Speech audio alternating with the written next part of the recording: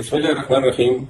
میرے عزیز پاکستانیوں، آج اس پیغام کے ذریعے میں تمام اہل وطن سے التجا کرتا ہوں کہ کل پاکستان میں ایک نئی تاریخ رقم ہونے جا رہی ہے. سرکاری ادارے، پولیس افسران اور پولیس کے جوان مارچ کر رہے ہیں، شہباز شریف زندہ باد کے نعرے لگا رہے ہیں، اللہ کی نعرے لگا رہے ہیں. یہ بتانے کی کوشش کر رہے ہیں کہ شاید ان کے اس اجتماع کو دیکھ کے پاکستانی ڈر جائیں. پاکستانیوں زندگی شروع ہی وہاں سے ہوتی ہے جہاں خوف ختم ہوتا ہے، اور ان لوگوں نے ہمارے معاشرے کو مردار معاشرہ بنایا ہوا ہے جہاں پہ کسی کی یہ بھی جرت نہیں ہوتی ہے کہ جس کے ساتھ ظلم ہوتا ہے وہ اپنے ظالم کا نام تک نہیں بتا سکتا ہے. یاد رکھو، تاریخ جو ہے ٹکرانے والوں کی لکھی جاتی ہے، تلوے چاٹنے والوں کی نہیں لکھی جاتی ہے. اور پھر یہ کون ہیں؟ یہ ملازم ہیں. ہمارے ٹیکس کی آمدن سے ان کو تنخواہیں ادا ہوتی ہیں. ان کا جو مکروہ کردار 2-2.5 سالوں میں آپ نے دیکھا، تمام یہ الیکشن کمیشن آف پاکستان، یہ ریٹرننگ آفیسرز، یہ تمام ادارے مل کے انہوں نے پاکستانی عوام کا مینڈیٹ چوری کیا.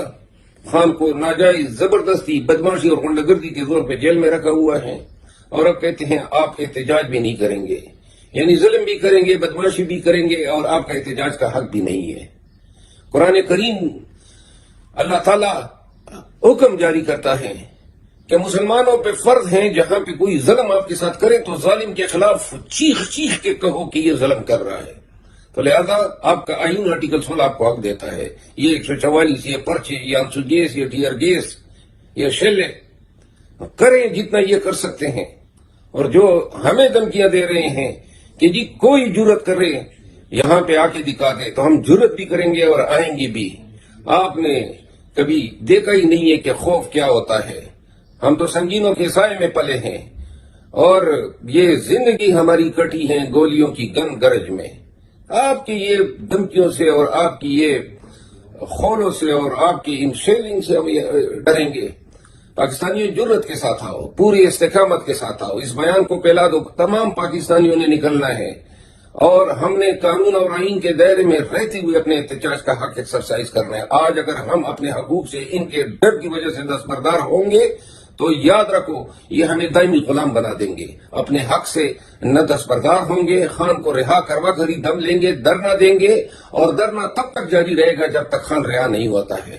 تو لہذا پاکستانیوں فرض ہے آپ پہ اپنے حق کے لیے، اپنے مستقبل کے لیے، اپنے بنیادی حقوق کے تحفظ کے لیے، جمہوریت کی بالادستی کے لیے، اور اس پیارے دیش، اس پاکستان کو ایک روشن مستقبل دینے کے لیے کل امٹ کے آؤ، ایسا نکل کے آؤ کہ دنیا دیکھے کہ پاکستانی زندہ قوم ہے. پاکستان زندہ باد.